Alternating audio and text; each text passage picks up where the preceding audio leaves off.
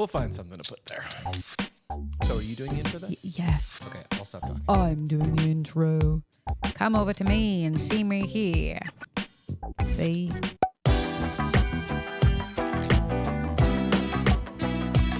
Hello, and welcome to Hardly Working, the show about life, love, and labor, hosted by the couple that works, plays, and stays together. I'm Kellie. And I'm SP, and I'm excited for this week's new episode, new edition of Hardly Working. Yeah, it's been a pretty fun week. Pretty slow week, but a pretty good week filled with stuff still. Yeah, it feels both slow and fast and busy and light and everything in between. Yeah. So let's jump in. How was your week? My week was pretty good. That was loud. My week was pretty good. We had a couple hangs, and I had an event, like a lightly themed Taylor Swift 16th birthday event with our favorite, Simply Troy, which is really, really fun. So we did that down at the West Drift in Manhattan Beach. We did our photos in motion. If you haven't seen it, I know you're probably listening. You should go check it out because it's super cool. It's super fun. For those of you watching, grab I wonder it. if they can see this if I do this. I can put the footage in later. I can't. I think you can see it from here, but it moves. It's like a printed GIF. It's pretty cool. I think we've talked about it before, but I love this product. I'm very excited about it. And we got to do it. It was so fun. Neon sign, a lot of fun. Every time people get in that booth and they gosh. see this, they're like, I've never seen it before. So super cool. Because there's not a lot of people that do it. But I did that. I had drinks with my friend Mark, who I used to work with at Chick-fil-A, which was really, really fun. We spent a lot of time just catching up and talking. And after he did a gig with me the prior week, which was awesome. And we hung out with our friends, Ashley Mae and Jonathan, which was pretty cool. Very fun. little taco night at our place. Oh, yeah. And some Mario Kart. Yeah. Yep. If you don't know this about our life, we have a projector and projector screen, like a 120-inch projector screen in our living room. Pretty great. Yeah, it's a pretty great way to play Mario Kart. Because if you're on a TV and you have 4 people, it splits it up into 4, and it's pretty small. And other things you don't know about us is, while you may know that I love Legos and I'm very into Legos, I'm just giving into this now, but I am also a video game nerd. Wow. I really like video games. So far. I know. But I'm really, really good at most video games we play, especially Mario Kart.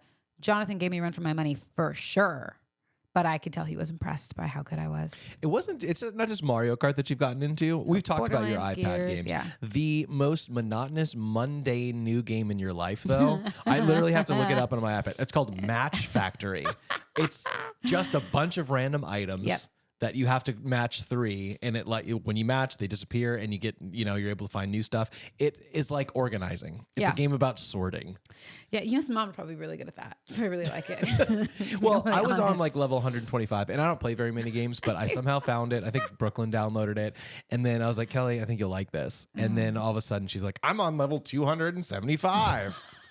Like, geez. Yeah, we had kind of a lazy week. We had some gigs for sure, but we also had kind of a lazy week, a reset week where we played a lot of games, hung out together a lot, and cleaned the house. Dude, you redid your website. Oh, yeah, I forgot about that. I did do that this week. I spent 2.5 days. 2 days? 2 days? Something like that. Long time. 1.5 days, something like that, redoing my entire website. And I really like it. It is really cool now. You did an awesome job on that. Yeah, and you had a meeting.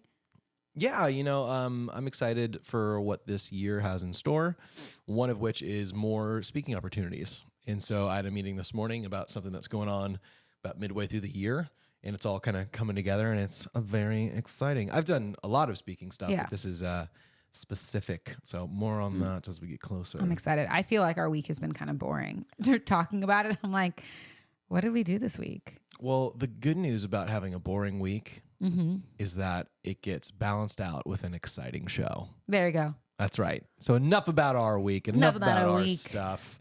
We've got tons of things to get to, including, of course, unpopular opinions, as well as a different take on some stories today, because as I was going through it throughout the week, there was a pattern that emerged. So we shall see. Was it more cruises? It was not cruise talk because there was nothing new to update on. Aw, they're still trying to get through that pass. Oh my gosh. Yeah. The Alaskan Pass, Drake's Passage. Yeah. Yes. 30-foot waves. No, thank you. Near. Anyway, let's jump in. R&R. R&R indeed. Don't forget, you can always send in your unpopular opinions or stories or anything for this show, for Hardly Working Through It. Doesn't matter. You can hit us up on Instagram at Hardly Working Insta or at Gmail at hardlyworkingfans@gmail, which I think I want to change to Hardly Working Email. We'll see. We'll see. We'll keep you updated. But right now, it's hardlyworkingfans@gmail.com. That's right. So send it there. And your unpopular opinions could be featured here. I actually have more this week than normal. I'm okay with that. Okay, cool. This week I didn't put any clarification on. We're just going to go wild on it. So if you guys want to clarify, send it to us. Send it. Leave it on our voicemail, which we don't have. First one, you shouldn't be allowed to receive organs from dead people if you're not willing to donate your own. I was like, is there something? Because I think the answer to the first part is no, we should all be able to accept organs from dead people. Are you an organ donor? I don't want to be on the record for this, but the truth is I actually don't know. I'm sure I could pull up my wallet. I'm willing to bet I'm not. I don't have my wallet on me. I don't think I am. Are you? I was. And then this last go around, I think I took it off because something that I think I learned from that, and you can correct me if I'm wrong, you listening or watching. I think that if you're an organ donor, I think that I think they'll still try to save your life. I think they're less likely to resuscitate you because it does something. Okay, so I've heard this too. So that's why I think, I mind you, done no research. Yes. But I took myself off. I literally had to redo my license this year because it's just that time. I had to go get like a new picture and all that stuff, and I took it off in the application. But prior to that, I had it on. Yeah, I've heard that too. So I don't know if I heard it from law enforcement people I know or from Bones, medical professionals or whatever. Yeah. I definitely didn't hear it from Bones. Yeah. But somewhere I have heard that. The phrase was, well, they're less likely to resuscitate or save your life if you're an organ donor. Yeah. As if to say like your organs are more valuable than your life, which in some instances is probably true. Yeah, but I also think that something happens if you try to resuscitate a person and after a certain amount of time, like the organs are only good for so long. They have to be put on ice. Yeah. And then even then it's like a very quick turnaround still. Sure. So I know that has to be true. It's not that they won't try to resuscitate you, but it's probably more timed. Like, oh, they're an organ donor. So like you can only try for X amount of time before the organs will go bad. So try for that. If we can't bring them back, then like we're taking the organ. Do you know what I mean? I don't actually know. This is very technical talk. I'm an expert. That's what people come here for, is technical medical talk. Can I ask you a question? Yeah. What was that medical show you liked so much with that dude who was in Gilmore Girls? But you kind of fell away from it. Oh, it's like the Resident. Yeah, The Resident. Do you remember the pilot of that? Kind of. Spoilers if you really want to watch The Resident but haven't in 5 years. He resuscitated someone far past the time he was supposed to at the end of the episode. And he was like, I'm a hero. I saved this person's life. They were brain and then dead, the older doctor was like, congratulations, this person's going to be brain dead for the rest of their life. You just changed their life and the life of their entire family for the rest of their life. Yeah, I remember that. So maybe there is something to be said about how long people have. Yeah, no, like I know that that's true. Like there's only a certain amount of time that your brain and heart can be without, or your brain can be without oxygen, or your heart can be without like pumping. So I do know some of that stuff. I am aware that is true. However, to get back to the thing, to the question at hand, yes, I think if you're an organ donor, you're passionate about bringing life to other people. Does that make sense? Like you're passionate about. You don't just do that lightly. You're not like I'm going to be an organ donor just because. Mm-hmm. There's no like tax write off if you do that. There's none of that stuff. Do you know what I mean? Like you have to make a choice to say that you're going to do that. But I think if you're dead and you're like, yeah, beforehand, I want my organs to go help save lives. I think you don't have to be an organ donor to do that. And let's be fair. Let's get even more into this because why not? Most people that need organs or a transplant of some sort have some sort of disease. So they're probably not going to be a donor. Yeah, that's true. That is true. Do you know what I mean? I have a question for you. Yeah. In regards to this. Do you think people should be able to sell their organs? Like, we've got 2 kidneys. Do you think people should be allowed, instead of donating a kidney, to be able to be like, it's $50,000 and you can have the kidney? No. Why? Because I think that takes away from people that actually need it. Because you have to get put on a list and then you get tiered out depending on like how badly you need a certain thing. The donor list is for people wanting an organ. Yes. And I think that if someone at the bottom of the list can purchase an organ, I think it takes away. And I think it has more potential to hurt those people that actually need it, which most of the time are kids. Who need certain organs in order to just survive. And it's probably not going to be, what did you say, a liver? A kidney. A kidney. But you can take part of your liver too and I think still be okay. Isn't that Actually, true? I heard that your liver grows back. Yeah. But only once. That's it. Just Like if I heard a story of someone who gave like, I'm just going to throw numbers out there, like 60% or 2/3 of her liver to her parent, and her liver grew back. They knew it would. It wasn't surprising. Yeah. But she cannot give more of her liver again. No, like yeah. I think it's a one time and done. Yeah. So let me answer my own question too. I don't disagree with you, but I don't see it the same. I may have heard someone talk about this. I don't remember, but I think if you could sell your organs, it actually is detrimental for people who are less fortunate, low income. Yeah. Because if you're left with the choice of like, how badly do I need a kidney? Well, not as bad as I need $50,000. So here's my kidney. That it would be a lot of people who are in need, who are going into, elective surgeries to make money. Yeah. Or potentially even having your kids do it. Be like, we need the money. I've already given mine. No. So like everyone in the family's going to do it. Yeah. Merry Christmas. Yeah. I got you all appointments at the surgeon. Yeah, I think that would be a bad thing.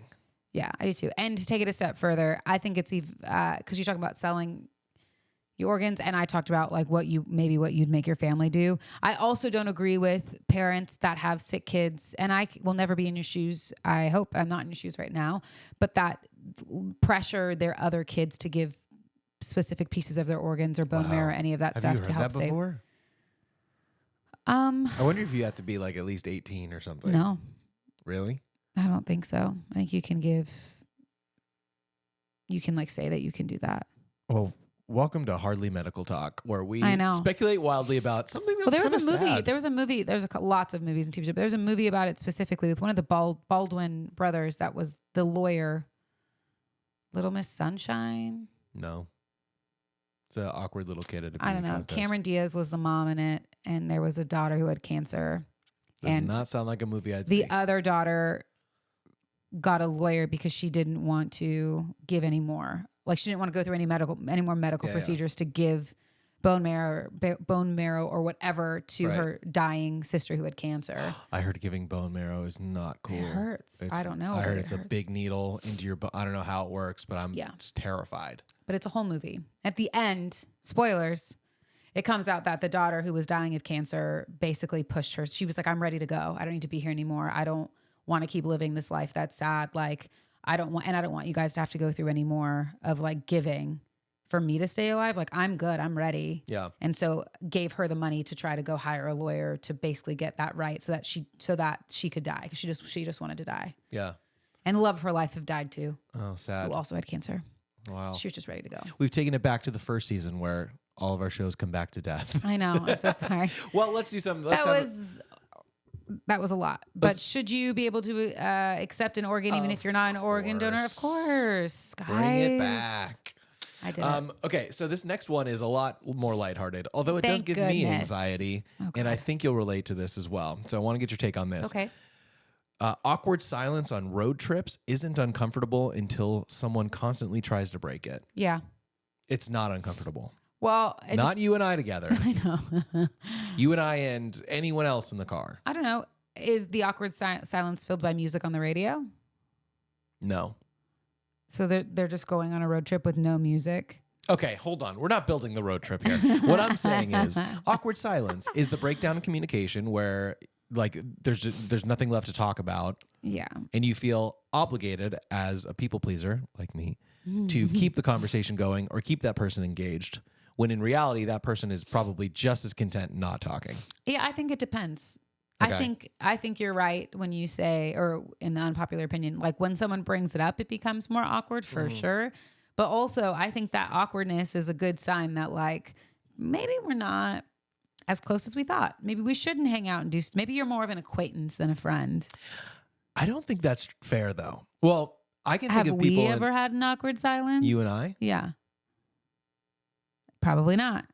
This is not an awkward silence. You're just choosing to be quiet because you're trying to make a point of sorts. And this is awkward for our listeners. Sorry, See, guys. It is awkward. It is awkward. But not for me. If we weren't on a podcast doing something, it would I would be like, okay, he doesn't want to talk about anything You right and now. I That's are okay. different. Yes, there are no longer, and nor do I think there's ever been awkward silences. I can think of plenty of friends we've had where we've been driving somewhere and it feels like the host in me comes out of like let me entertain you. Yeah, I know. I don't know. I think awkward silences are created when people stop being curious or stop being interested about the other person's life on both sides. Yeah. Well, and Because there's if also you- people who just answer like, Oh my yeah, goodness. Guys, and then don't ask questions. If I can teach you anything, anything at all, if you don't know what to say when someone asks you a question, if you don't know what to say after you answer it, just ask them the same question back. That is maybe the best social tip ever. You don't have to come with a bunch of questions and no, but if I ask, hey, how's work going for you? And you're like, it's going good. All you have to do is say, it's going good. How's work going for you? Or you could say, I actually have a boundary where I don't talk about work. So Shh, don't. Not our story to tell. And I didn't tell a story. I'm just saying that's not socially aware. Oh, yeah, that's true. But yeah, that's my big tip of the day. Yeah. And honestly, that is such a pro tip. If you don't know what to say, but someone else is talking to you, Yeah. just ask the same thing. And the other tip I'd give you is ask, if you don't know what to say after that, just go for the emotion of like, how'd that feel? How'd you feel about that? How'd that make you feel? And they can talk about it. Open-ended questions. Yeah. Okay, so here's my thought on this is that I think I'm the problem. I think the only person worried about All right, Taylor awkward Swift. silence, it's me. Hi. I think it is the extroverts who are uncomfortable in the silence, I agree with that. not the introverts who are causing the silence. Yeah. In fact, I would guess the introverts are probably happier silent. Oh, yeah. I'm sure that's true. So Or I- listening to music. If I have music in the car, I don't care if you're talking to me. And much like most problems in my life, most of them start and end in my head, and they're not real world problems, much like quote unquote awkward silence. Yeah. So if the statement is awkward silence on road trips isn't uncomfortable until someone tries to break it, I think that's true. I would say it is true, but also it is uncomfortable for me. That's why I'm trying to break it. So it's not uncomfortable until someone tries to break it. But it's not until it's when you're like, oh, this is awkward, isn't it? That's when it becomes an awkward silence, like uncomfortable. When you're like, oh, so I guess we got nothing to talk about. That's true. That's different than being like, so how was last week for you, or whatever random question you're going to try to think of. That's still Yep. trying to have a conversation. It's when someone goes like, I'm actually done talking to you. Or this is awkward, isn't it? We have nothing to talk about. hard. How weird. I had an experience That's like what that makes recently. it awkward. I did? Yeah. I'm not sure how much I want to get into it. They said- not that I don't want to. They said they have nothing else to talk to you about. no. I don't even know that. I'm Yeah, sure you I do, do. but I don't remember. I had to go out to get drinks after something with a group of people. Oh. And I was in conversations with many people individually. Yeah. But one person I found myself in conversation with really only cared about themselves and didn't ask any questions, but also kind of like kept staring directly in your eyes as if like, Are you going to keep we're asking going to me? continue this, right? And I was like, ooh, I guess I'll just leave. And I did. You came home to me. Yeah. And which is always the right call. Yeah. Is it right? Okay, so before we get into stories, I actually have three more, as crazy as Let's do that it. is, three more. Two of them are together, Okay. essentially, and the other one is just kind of a lighthearted one that if we need it to break to bring some levity, we'll do it. Okay. And I'm curious, kind of your immediate thoughts. Okay. And not even fleshing it out, because this might be something that some of these might be stuff we talk about on working through it. Okay. Not this week, but in I'm the ready. future. I'm All in right. the space. I'm So- mentally here. Mentally here. Two of them back to back. First one. There's no point having a relationship if you're not looking to settle down. And if you have to make an ultimatum in a relationship, then you should just leave. That one is true. You Okay. have to give your partner an ultimatum. You want to talk about one or the other instead of both? No, well, the first one, I don't think I agree with either, and I think you'd have to get into it and define like what does settling down mean. Does that mean having kids? Because not everyone wants to have kids. Sure. Yeah. Some people just want to be together in No, a I think- relationship, I think it and means- that's good enough. I read this as if you're not intending to marry someone, you shouldn't be in a relationship with I them. think as long as you both are aware and understand that, then I think it's okay. What's the point? Just for companionship? Yeah. Everyone gets lonely. Everyone needs a companion. Loneliness can be crippling for some people in the same way that like any actual illness or disease can be crippling. Like Yeah. it can be that. Like anxiety can be crippling for people. Loneliness can be that same way. I don't think that's wrong wanting to have a companion and someone you can do life with. Normally we just call those best friends, but if you also want to be intimate with someone, like I don't think there's anything wrong with that so long as you tell them like I don't think I want to get married. but like I do want to be Yeah. with you. I And think, go ahead. there are many people that are that way, and they're like, yeah, and things change. Where Yeah. you at now is not where you're going to be in 5 years or even a year. So Here's what I'm thinking. So it's easy to look at this as like a zoomed out question, but if I zoom into my life, I've never had a serious partner in my life that I haven't thought that I would want to be with this. My intention is to be with this person forever. Yeah. Have you? say that one more time all the way through. So when I think of this question, which is basically saying like, if you're not going to marry somebody, like it's pointless to be in a relationship. For me, I've had, a handful of relationships that every time I'm in it, not just like we've been on a few dates, but I guess more than months long, I've been like, yeah, because the intention is we get married. It hasn't been like that's the direction I am pushing and forcing anything. Yeah, but but I've that's always the been like, I'm intention. not going to be with you if I don't want get to married. keep being with you. Yeah. I've never been in a relationship not like that either. Like all We're of the them same. have been the same. Yeah. So I think that's weird for me. My head goes like, unless you want to marry somebody, I understand some of the points, the loneliness, Yeah. the sex, whatever it is that like keeps you there. But isn't it kind of postponing the inevitable? We're all dying. Whoa. So might as well enjoy it while you're here. And not everyone's the same. Like For sure. But you as a person though. I could not do that. Right. I could not be in a relationship with someone that was like, hey, like I don't see this really going anywhere, but I'm enjoying what we're doing. I couldn't do that. Right. Because I'm like, I want to be married, which I am. Yeah. And I want to have like a Congrats relation. on that. That's really cool. Thank you so much. You're welcome. I want to have congrats on your marriage as well. She's really hot, I hear. The first or the second one? The second. Oh yeah. I like her. The second one a lot. But I think people are just built differently, and some people can do that and some people can't. Like I want to be married. I want to have a partner in life, not just sometimes when I feel like it all the time because I need help when there's a spider and I don't want to kill it. It's you. Something needs to get lifted. It's you. I'm feeling down and need someone to just hug me. It's you. And many other things. It's you. Your body, it's you. That's right. T-Swizzle. So you want to hit the other one then? Remind me of that question. The other one is if you have to make an ultimatum in your Oh relationship. yeah, I said that. You should just leave. Yeah, if you have to make an ultimatum, then it means the other person isn't committed. And if you give them an ultimatum, even if it goes the way that you want it to, that person is never going to be fully in it or really want it. They're just doing it to appease you because they don't see a way out. So here's my take: is that I agree with what you're saying, while also saying I'm positive there's many exceptions to this.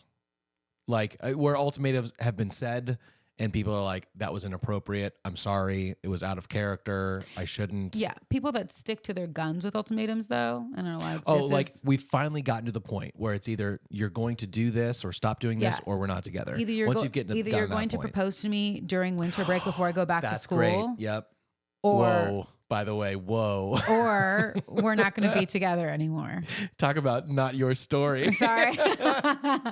Sorry. But yeah. when you say ultimatum in a relationship, that's what I think of. Like either we move in together or like we're done. Like this isn't going anywhere.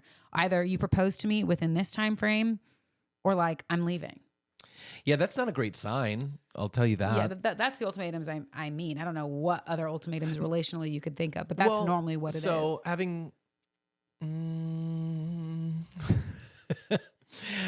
I think the same thing you're thinking. The ultimatum is start or stop something or else we're not together. Yes. But I don't know I think that gets thrown around more than we realize. I think that there's certain times in certain relationships where that type of stuff, it might not be like, or we won't be together. It might be, or I'm going to make this miserable, or you need to go live with your parents for a while, or like there's different weird ultimatums. Yeah, but that is still at the end of something. I agree. And so you probably should just walk away. Like truly, I don't think there's What if you are married? It's not easy to just walk away. I know. What ultimatum would you give me? You? Yeah. Like what ultimatum could either one of us pose in our relationship that you think would be healthy and okay? No. Not healthy or okay. For sure. But this is what I'm saying. Like any ultimatum that happens in a relationship is always going to be an unhealthy ask. Even if it's good, like good-hearted or intended, because that is that person's vision. Like as a couple, man, we're getting into it. As a couple, you have to want the same things and be on the same page. And it's normally when you're not that the ultimatum happens and comes. Does that make sense? 100%. And so if that ultimatum is happening, you should probably just walk away. Yes, even if you're married, you probably shouldn't have got married in the first place. And I would venture to guess that if you're married and you've been given an ultimatum within your marriage, you were probably given ultimatums before being in a marriage and probably should have walked away, because those people, no offense, don't change. And normally ultimatums come when somebody wants something that the other person isn't quite ready for or doesn't necessarily want. And most of the time it's that, yeah, they probably are going to break up, but this ultimatum happens. And so it forces this one person to make a decision. And normally that person makes the decision to make the other person happy because it's easier than breaking it off and bringing hurt. So I'll tell you what, I think there's so much to be talked about with this one in particular. And I think if we spent some time thinking about it and then brought some ideas to the table, we'd have a good time on working through it with it. Sure. I think we hit a lot of stuff for sure. We did. There's just so much you can really dig into that I won't do right now because I think it's worth chatting about. I'll just say this because I can't not say something. I think it gets, obviously, this is so obvious, but it gets so tricky when you're already married. Having been married and then divorced. Given ultimatums, question mark? It's kind of like you said before. It's not that it's not my story to tell, but I try not to bring certain private things out into public, only because like I don't know, that relationship you're talking about, we're all still in each other's lives. Yeah. And I don't want to air anyone's dirty laundry. But I would say this though, I don't think that an ultimatum, I mean, I'm sure there are some, I can think about some that you've told me, but I don't think that all ultimatums that I told you or told you that have been said to me, told me about in your previous marriage. I don't think that all ultimatums make the person who's giving them bad. Sure. I think it's just is a bad sign of how not on the same page you are. Right. Like I can remember, and correct me if I'm wrong, but I can remember, maybe it was an ultimatum, maybe it was just this, but like either like wanting to buy a house, sure, or not wanting you to work on weekends or travel as much anymore, something like that. Innately saying those things or wanting those things doesn't make anyone bad, doesn't make her bad. Mm-hmm. You guys just weren't on the same page with what you wanted to do or where you were at financially or like work-wise where you wanted to be within entertainment. You know what I mean? Like it doesn't make them a bad person. Right. It just means you guys weren't on the same page. And that is that's just a relational thing. Right. It doesn't make either one of you bad. Yeah. I think what I just want to put it out there. Realized as you were talking it through was that like the ultimatum is a sign that there's been a lot of unhealth and conflict or communication, rather unhealth and communication leading up to this point where it's gotten so bad that it's like you either have to X, Y, or Z or this isn't like we're done. Yeah. So there's a lot that happens between meeting each other and getting to the ultimatum. For sure. And I would say this, I don't think you're fooling anybody that like you and your first wife's marriage was great and perfect. Obviously you're not married anymore. So everyone knows. It wasn't perfect. But you know what I mean? But I'm just saying everyone knows that like some conflict had to come up and something had to happen in order for you guys to end up here because you wouldn't have neither one of you would have given up that easily. Does that make sense? Yeah, absolutely. And I think we'll talk about that stuff at some point. I just want to make sure as a person who's still in our lives, in the mother 100%. Of our kid and all that stuff, like I just never want anybody to feel like I'm, talking out of school. I don't think that anybody is. That's good. So I'm just saying that to you. And maybe you can tell them that too. I don't think anyone is. I think it's all experience for you to share whenever you want to share. But I also think it's experience that people will appreciate to hear. Or hearing it, they'll appreciate it. Does that make sense? And I think there's a lot of knowledge and stuff that you learn through that as well. Yeah. Probably on both sides. I know that the other party isn't here to share about it, but I also don't ever think that you talk like badly about her. Never. No. Do you know what I mean? So like, and I love you, but there's some faults that you have within that relationship as well, and I think being able to share your experience is a good thing. I will say this. I don't recall ever giving anyone an ultimatum, me giving an ultimatum to anyone, but that's also as a people pleaser, not how I'm wired. To push me to a place anywhere that I would be like, this is my line in the sand, either change or I'm doing something that is going to be life altering. Yeah. That's just not how I'm wired, for sure. Yeah. I've never given you an ultimatum. Nope. Have I? Should we talk about that? We can. Or should we save it? Here's the deal. It flies in the face of what we just said about ultimatums for sure. I don't know that it was an ultimatum as much as it was like an important ask. Yeah. Yeah. And I don't know. You want to hash it out? Let's save it for hardly working through it. We're already in it. Let's do it now. Fine. Let's just do it now. Yeah. Okay. So when we were, I don't think we weren't engaged. No, we were just dating. Mm-hmm. We were close to getting engaged. Right. And you know, do you want to tell this story? Mm-hmm. Okay. We were dating and definitely in talks of like, this is something we want to continue doing. There were certain areas and certain things that were going on with Kellie and just baggage from life and relationships. Yeah. And stuff like that. That was still seeping into our relationship. Yeah. That I don't believe I gave you an ultimatum, but correct me if I'm wrong. Okay. Truly. I believe what I said in the parking lot of a Lowe's. Not sure why we're at Lowe's. I don't remember, but I do distinctly remember that we were at that Lowe's. Yeah. I said, like, I think I said, we can't get engaged or we can't get married until you get into therapy. Yeah. Yes. At this point in time, I'd never been in therapy. You had been in lots of therapy because of your previous marriage. And also, I think just for life. You. I'd never been in therapy, and I remember like crying and looking at you and saying like, you tell me I need to get in therapy makes me feel like I'm broken or there's something wrong with me. Yeah. Which I know now that's not true. But at the time, I'd never been into therapy. No one in my family had ever been into therapy that I was aware of. I didn't have very many friends that had been to therapy. It's much more accepted now. And this is only a couple, I guess we're coming up on our 5-year wedding anniversary. Yeah, so I guess it has been a while. Yeah, longer than that. Six-ish or 5.5, 6-ish years, who knows? But it just wasn't as widely accepted as it is now. It was starting to be, but yeah. This was before you got commercials for Better Health and Calm. Yeah, BetterHelp.com, yeah. All that. But yeah, so in a... if you don't go to therapy, we're not getting engaged. But here's the deal. I didn't say we're going to end the relationship. No. You were just... if anything... You were... It's weird because you can all think what you want to think at home. Whatever. Ultimatum. It wasn't an ultimatum. It felt like an ultimatum at the time, I'll tell you that. But at the end of the day, I think I was aware and you made it very clear, like, I'm saying this to you because I care about you and not just like in this relationship, but as a person. Like, I think you need therapy on your own. You need to work through some stuff for you, not for me, but for you.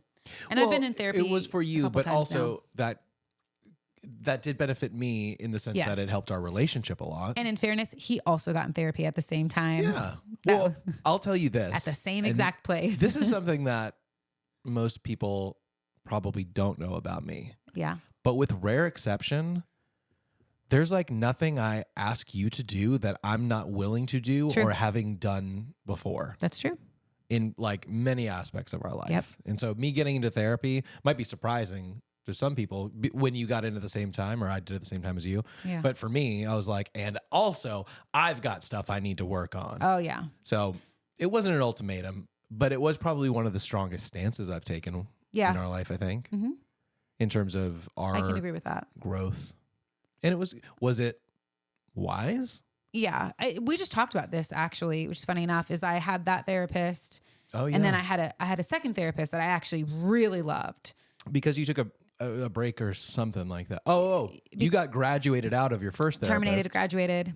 Yeah, probably before I was ready to, but it was almost like, this is just now me talking about it, but it was almost like my therapist gave up on like trying to get me to talk. I was my first time in therapy. I will admit I was pretty closed off. I expressed that very openly, that like, you know, it takes me a while to get comfortable and like, I'm nervous about talking about some of my history and my past and all that stuff. I'm way more comfortable now. But she kind of was like, I think that we can graduate and that you can like move on from it. You've done a great job. And I knew that there was more to talk about, but I was having a hard time breaking through. And instead of working with me on it, she kind of just ended. But then I got in therapy with another girl, Trisha. I freaking love Trisha. She's my faves. Yeah. It's great. She changed both of our lives. Yeah. She's the one who introduced us to the Come As You Are book. Yep. Really, and I just adored her. She was amazing and wonderful. Absolutely loved her. All that to say, I quote unquote graduated is what they call it from my first therapist, and then moved on to my second one, who I like a lot more. What you were getting at a week ago or however many days ago we were talking about it was, pardon me. Oh yes. Yeah, go ahead. If you know what I'm going to say, feel free. No, I mean I do, but basically you're like, I'm glad I got bumped or graduated because I don't think I could have learned what I needed to learn with my first therapist. Yes. Which also, when you see it from this perspective, whether you call it 20/20 hindsight or, zooming out, whatever, part of the frustration I had with the first therapist that I talked to you about, it's not really a frustration, but I was like, hey, the things that I was like, hey, we need to address these before getting married. Yeah. I don't feel like you're addressing them with your therapist. And you're like, hey, they've come up, we've talked about them. Yeah. They certainly weren't addressed until your next therapist. That's true. But the truth is, Yeah. and you say this all the time, truth finds you when you're ready. It's and true. I wasn't ready. Yeah. It wasn't for lack of trying. I just wasn't ready. That's the truth. And I was ready when I got around to Trisha. Yeah. I don't mean that's the truth about you. That's just the truth of life. Yeah. Truth finds you when you're ready. And I'm really glad. And I'm grateful. No one likes to be on the journey when they're in it generally, but I'm grateful for the journey that we've had and you've had with your therapists to get you to feeling like I don't want to say like that you've changed, but just feeling confident with the things that used to be heavy on your heart. You know what I mean? Yeah. So that felt very old to say, heavy on your heart. Heavy on your heart. What I mean to say is you were carrying all these bags. Yeah. That you're like, this is just my bag. Mm-hmm. It's like, well, you don't have, you can put it down. Yeah. It's like, oh, it's no big deal. It's fine. But you can. And when you did put it down, It feels better. feels better. Yeah. So all that to say, ultimatums. Nah, that's whack. Unless right. it's good for your soul. Just kidding. Yeah. All right.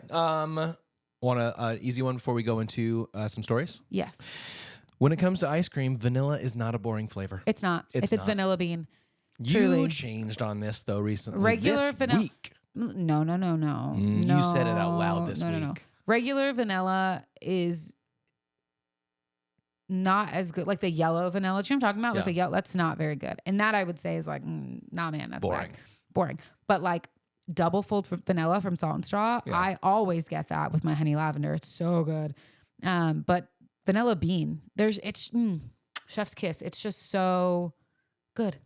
It is. Yeah, like classic or natural vanilla. Yeah. It's got Any the of those speckles are in good. it. It can't be the orange one. That's chuggy or yellow.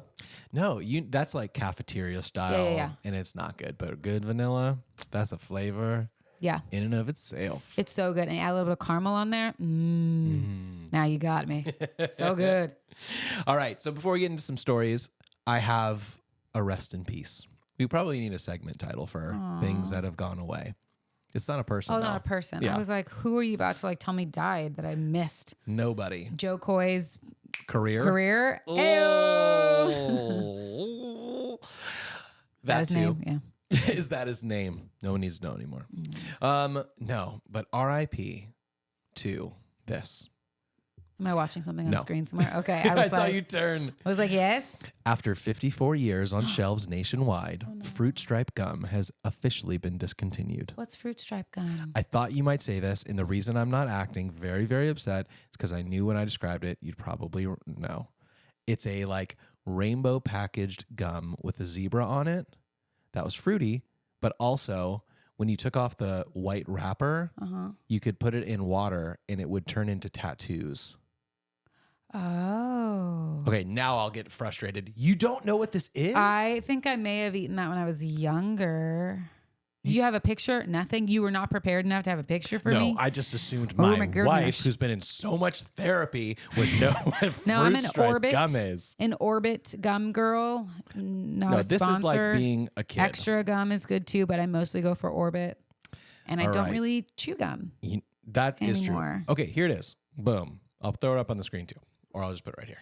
Oh, I remember those. Yeah, you remember this? Yeah. And then you open. Like, I remember when you said the tattoo thing. I was like, Yeah, yeah, yeah. I remember that. It's like a cool thing that kids do. And then here's the. No offense, it makes sense that they wouldn't do that anymore because kids aren't really. That's like not. Oh yeah. Take a look at that. Yes, See that? it's all coming back. Yes, It's I all remember that. flooding back. We should go get a pack and save it, and we can sell it in 50 Honestly, years. I am wondering what the aftermarket for Fruit Stripe is. Officially discontinued. Blah blah blah. It's all just articles about that. Anyway, That's a bummer. rest in peace. Don't bring it Fruit back Stripe though. gums don't. You know Kids what I aren't was, really chewing gum nowadays. It's not like a thing. You know, People are more wise. I don't spend time with kids, so I don't know what they do. You have a kid, Yeah, and but she doesn't really chew gum. she can't she doesn't have money to buy gum. Yeah, but I'm just telling you, like she going to the store, her choice would not be gum. Right now, it's Tic Tacs. She's Tic gonna Tacs get. is a great choice when you're No, a kid. I'm just saying, Yeah. better than gum. It is. And if she wants something that can like be fake tattoos, Yeah. or Not anymore. She can't get it. or a surprise something, she's probably gonna go for the surprise Oh man, yeah. something. She would Do you know go what I for mean? the Like, little toy that she's gonna hate. if it was a surprise, what's inside, gum or tattoos, Yeah. maybe. But I will say this: I do often get fruit stripes confused with juicy fruit. yeah, juicy fruit's gonna be around for a long time. But juicy fruit, drop. not your story to tell. This is your representative. He is the juicy drop DJ. That's right. On the commercials, in the commercials. For real. I'm not lying. That's really him. No, I'm sure. If you see him with his little finger guns that he does in a wavy thing when it leaves, Brooklyn's that's favorite thing. him. For real. We have to have talked about that on the show before. I'm just saying it. Okay. My little commercial king over here. Oh. That'll come up with Sprouts. things I'm excited about later. Okay. But that gum, juicy fruit, and maybe this too, after like 10, 15 minutes, Nothing. worse, disintegrates into liquid into your mouth. Yeah, I was And going to not say, by design. I thought you were going to say 10 or 15 seconds, the flavor goes away. That is and true I'm too. like, You know yes. why? It's because you ate all the sugar and it's all I know. gone. And it's just like whatever gum is. I used to be a big gum person, and then my jaw started clicking, and my doctor was like, "Do you chew gum?" I was like, "Yeah." He's like, "Stop," and it went away. My mom had a crown. Oh no! That's not the whole to the top of the tooth, right? I think come out Oh, because she I was believe chewing that. gum. So she stopped chewing gum. And so we just didn't do gum anymore. She had mints. She still does mints. I have a fear, and maybe our friend Shim can tell me about this. If you're listening, which you are, we know. I have a fear that my use of Listerine strips has taken away my sense of taste. I told him he should give it a break for now. I think that it does. She said it's not good for you. She said it might not be good for me, but needs to look at the ingredients. No. I also pick and choose what I remember. Yeah, I'm pretty sure she had a conversation with me where she was like, that's not going to be good for him. It's bad for the taste buds and all the things. We'll ask again when we go to, actually, I think she just went on a hike, so we won't. We'll ask her later. Shoot. Okay, the next part, now that we've said our goodbyes to fruit stripe gum and talked about all of our memories that Kelly has none of, I will say this. I remember the Band-Aid gum. Yeah, that sounds bad. It wasn't actual Band-Aids. It was, again, a little Band-Aid thing, but it was gum. I do know what you're talking about. Cute packaging on that. I think. Really cute packaging. It might have even been a metal packaging. I don't remember. Who knows? I will think say it this. was metal, like can like how Yeah, they I used think to, like so. how they used to do Band-Aids. Yeah, probably. for And sure. How you still do Band-Aids. Well, yeah, but not like that. Yeah. Your welly. Welly. Something. Anyway, our stories today, now that we'll jump into them, they're all kind of one story, Okay, but they're multiple different I'm ready. things. give it to me. We are no longer waiting for the AI future. We're living in Oh, it. you were telling me about. We Tell me that are we were talking about living AI. in it. So I'm going to give you a few of the headlines. We won't dig into the articles, but they do get progressively more Okay, I'm ready. sad. First one, not sad at all. It's entitled, World's First Ever Smart Binoculars Can Identify 9,000 Birds Thanks to Built-in AI. That's kind of cool. It is cool. Just like I wish they had this for cats. Because when I look at a cat, I'm like, what kind of cat is that? A black one? A red one? Yeah, there's orange lots of one? different types But of I cats. don't know. Yeah, You know how much harder that would be with birds? so hard. I know like So 3 hard. birds. Yeah, but they're actual. I mean, are these meant for bird watchers so they can just who else would know they be for? right away? This isn't just for. But they you would know. already know anyway. Okay, that's cool. Okay, pretty cool. Yeah. Even more impressive, in my opinion, is the next one. eNose sniffs out coffee varieties nearly perfectly, described to be like Shazam but for Java. So you know how like a Do you have to have like a fake nose that you put on your nose? do Like not what is know how is they it an use it. attachment to your phone? Like what? I don't, but I think that's what's starting to trip me out is that we know that computers and AI are smart enough to take visual stimuli Yeah. and compute what that is. To hear that it can tap into the other senses. Yeah. It seems like it's very niche though. It's really going after those hipsters. Those bird watching, coffee drinking hipsters. Those bird watching, coffee drinking, AI using hipsters. Do you know what I mean though? That's what it feels like. They're like anti-society, but they're like, we're pro AI. Yeah.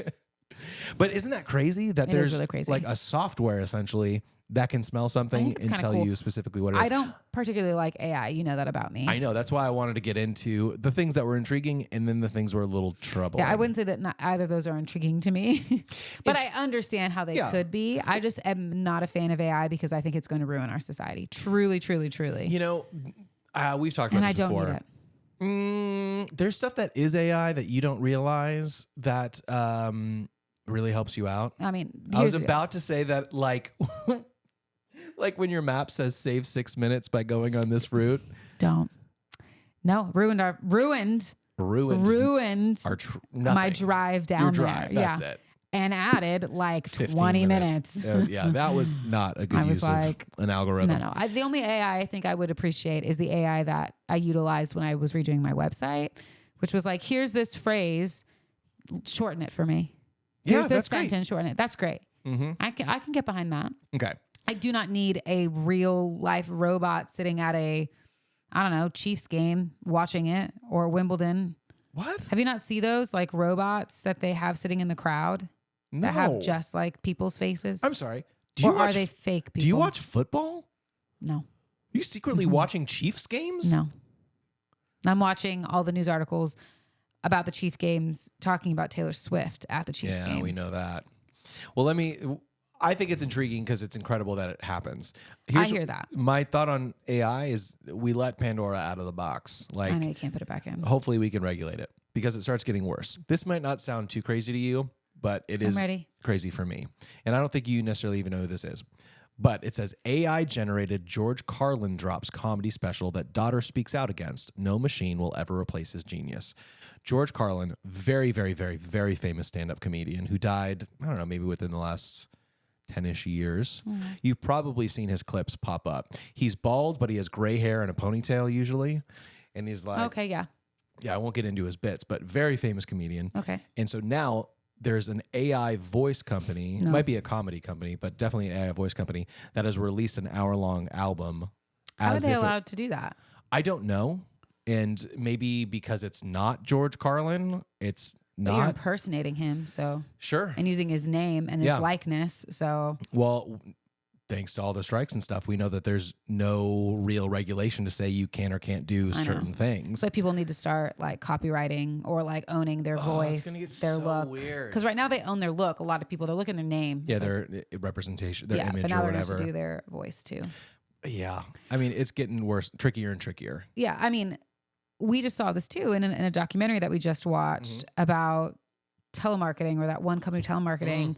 And they were literally they're doing an investigation on this, and they literally are getting phone calls from telemarketers of their friends that died 2 years prior. And it's their voice. Oh, that used to be telemarketers. Like they've recorded their voice and they've saved it, and they're now utilizing AI to still use these people's voices that have died, that are no longer with the company. And the general public is not going to read through an entire contract and be like, what does this mean about voice and usage? They're just gonna be like, I need a job, sign. Yeah.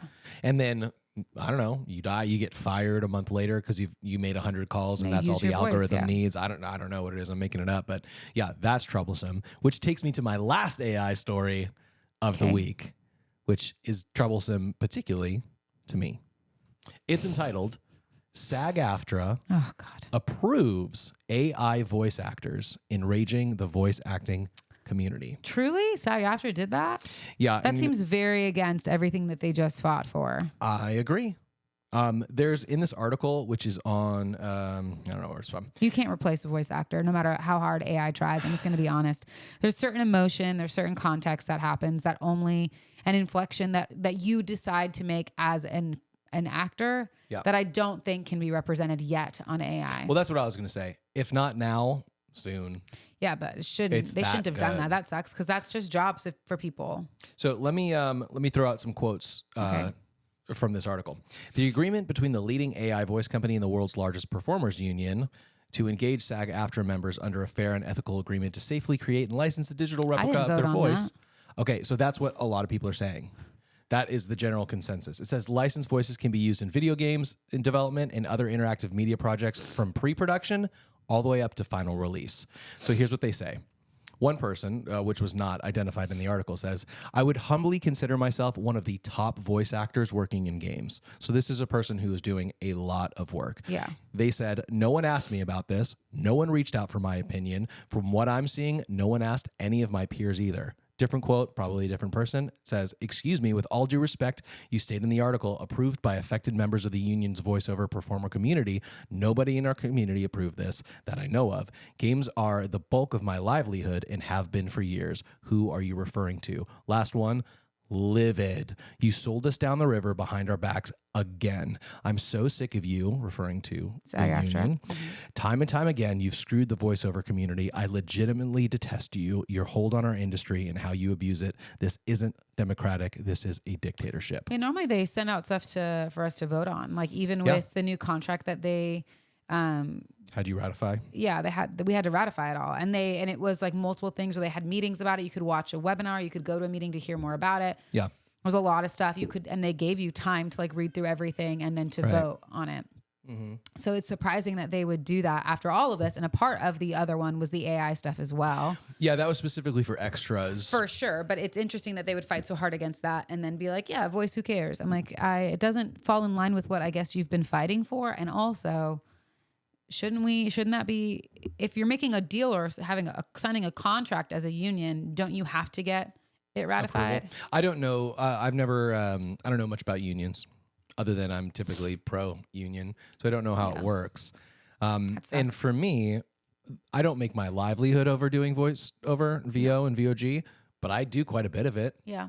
I do a lot of it for the companies. live events and companies like that. Yeah. A lot of live events, but also a lot of global or at least nationwide companies. Yeah. This sounds like it's mostly just in the gaming industry though.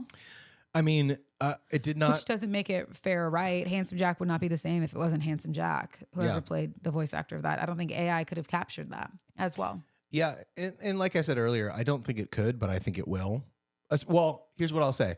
So I know that, let's tread a little lightly here.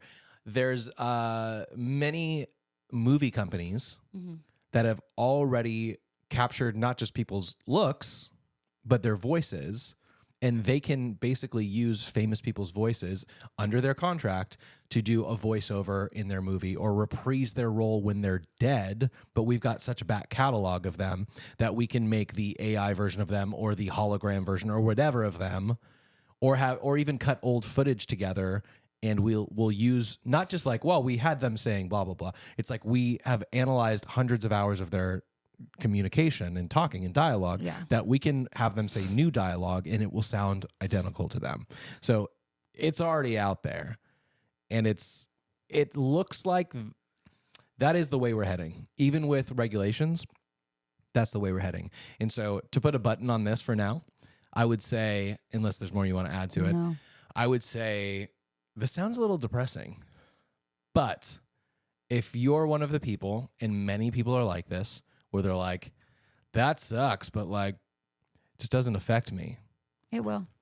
It will. Whatever it is that you're doing might end up getting replaced. All of us creatives thought, well, we're safe. We're not, cashiers. They're not going to replace us with the machine. Look, and then this happened. And I work in entertainment. I do background. Guess what? They can scan you and use you as much as they want and pay you. You know what a background person makes for like $100 to $12? $200, something like that. It's like about like $120, $150 for being on set for like 12 hours or something. It's like nothing. So for less than $200, they can scan you and use you whenever. They're not going to do that though. That was I'm part saying of the contract. I'm just saying. But that exists. Yeah. You know what I mean? So whatever your job is, man, I would just be not cautious, but thinking ahead, because you might find yourself in a place where you have to pivot when you didn't realize it. Yeah. Even you might be a doctor and they're like, well, all we need is admin people now because this machine does it all or whatever. Or we, plug an IV into somebody and their vitals are taken here and it just keeps giving them no job is safe. Don't think that you are just because you think your job is special. What a weird episode. I know. We really dug into some interesting places and spaces. Boy, did we. So before we talk about what we are excited about in this week, do you want to give a little taste to what the question for Hardly Working Through It is for later on this week? Yeah. I mean, it's weird to do it now. I would have done it at the very end. Well, then but forget it. that's Let's talk about what okay. we're excited Yeah, about. what are you excited about? This is a big, important week for us Yes. because it's Brooklyn's birthday. Woo woo, she's turning 9. Very exciting. So it's her birthday. It's her birthday party. Yeah. It is way too much all-star soccer that we just have to do anyway. Yeah, those are the big things. Oh, I start my commercial class tomorrow. Yeah, you do. Get it. Yep, at Robert Devonza Studios that I took my last class that I love so much in. So I'm very, very excited about that. I think that's all I have on my notes for things coming up. Yeah, I have Oh, and nothing. Brooklyn back in school for Yeah. her second semester. I have nothing except it's Brooklyn's birthday, and we're doing Thank her goodness we birthday don't party. have gigs this weekend. I know we're doing well. That's kind of what we picked this weekend, but we're doing her birthday yeah. party. It's Harry Potter themed, which I'm very excited about. And then we're going to go to Din Tai Fung and celebrate all together as a co-parenting family, which will be fun and interesting. Yeah, I forgot that we're doing that. The 4 of us are going to dinner. I don't know. 5 of us. 5 of us. Have we ever gone to dinner, the 5 of us? We've We gone did to lunch Starbucks and one stuff. time. Lunch. We did lunch somewhere one time, early on Yeah, that in seems their right. relationship. Yeah. If I remember correctly. And yeah, that'll be interesting. It's been a few years. Yeah, We'll see how that we've goes. been around each other for sure, but we've Yeah. never sat down we haven't sat down for a meal in a long time. So, and I think it's their first time at Din Tai Fung, I think. It was awesome. Never a bad So time. excited for them to try that. But yeah, that's kind of the week. Cool. I have some more stuff to work on for Brooklyn's party and my own personal work stuff, I guess. But that's really it. It's a relaxing-ish week for me. All right. Well, hit us with the question for Hardly Yes. Working Through It. So Hardly Working Through It. Join us, Hardly Working Through It, later on this week as we talk about what are we learning from relationships that have ended, and not just regular, not just intimate dating relationships, but friendships as well. So we're going to be talking about that as a topic, but the question is, how have you grown and learned from the endings of past relationships? Yeah, it's an interesting one that I think intrigued both of us because, like Kelly said, it's not just romantic relationships; it's friendships. It's all everything in between. And while we all like to think that things don't have to come to an end, sometimes they do. Yeah, but you know what's funny is What? that's not this week. That's the week after. Oh my I gosh! think you may have taken out my question for this week. Spoiler! Oh my gosh! I have it though. Oh, I have it. No, it's You how do you now cultivate? know that we plan so far ahead. Oh, yeah. So sorry. So that's actually going to be 2 weeks from now. But join us later this week as we talk about how do you cultivate and maintain a positive self-image. I'll be That's what honest. we're talking about today. The first question you said is easier for me to answer. This one is a bit tougher. I know, but I'm excited to talk about it with you because I think it'll be really good. I have a video that I brought in to talk about it I brought a video too. for this next one. Yeah. Exciting. So whether you're watching or listening, doesn't matter. You'll get the audio if you're listening. But that's what we're talking about this week. And if you're excited about what we talked about before and ending relationships, that's 2 weeks from now. So come back and join us for that. Then we're both very excited about that. That's right. We're going to end some relationships. But until then, know that we love you. We hope you're having a great week. And most of all, we hope you spend your week hardly working. Bye. Bye.